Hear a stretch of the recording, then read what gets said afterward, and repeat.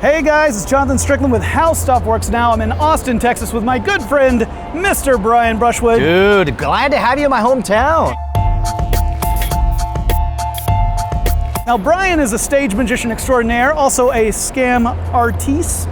I'm like a theme park version of a scam artist. Yeah. I don't really walk the walk, but I take you on an adventure as if we were scamming people. Right, and one of the things that you teach people, I think, through this process is actually the process of critical thinking.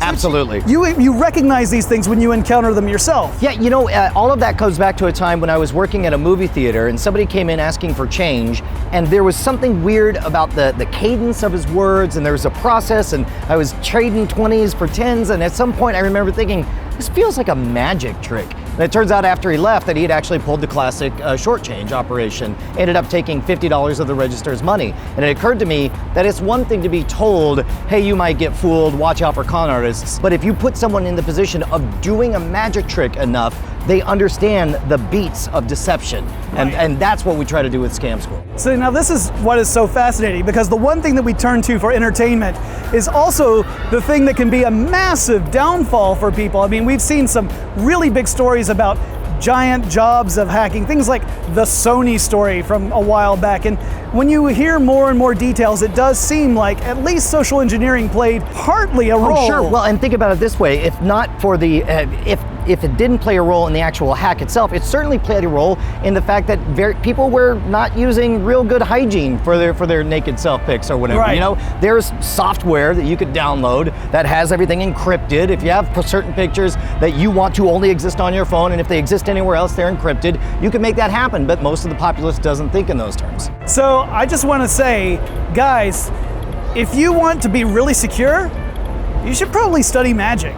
Absolutely. It's not a joke. Man, I'll back that play because again, the fundamentals, once you learn to deceive someone else, it's like this protective shield where all of a sudden you become not invulnerable, but it's a lot harder for somebody to use those same techniques on you. All right, so let's say that that you were going to try and use misdirection on someone. Give me like a concrete example so that we can kind of see how that works. Well, from a security perspective, one of the classic stories of social engineering was in order to infect a virus into a network, Kevin Mitnick took a floppy disk and just labeled it salaries.xls, and that inherent natural curiosity caused somebody to put it in, and once you got one infected computer, it's all downhill from there. The classic story I always hear is the guy with the patter who comes in and they're posing as the IT guy. Yeah. Listen, I'm ready to upgrade your computer now. I know you've been waiting on it for a long time. I'm just gonna need your login and password so that I can do the finalization, and then you just handed over access to your entire network to a person. Absolutely. That's why if you read the stories of folks like Frank Abagnale, one of the greatest con men in history,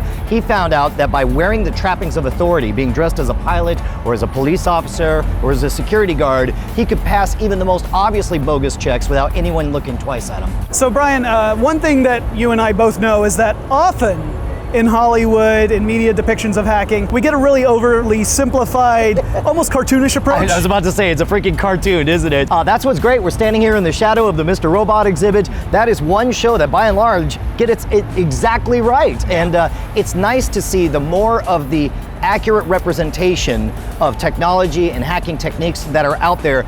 I think the better people will be to protect themselves. If your parents watch Mr. Robot, they got a much better chance of, not picking an obvious password.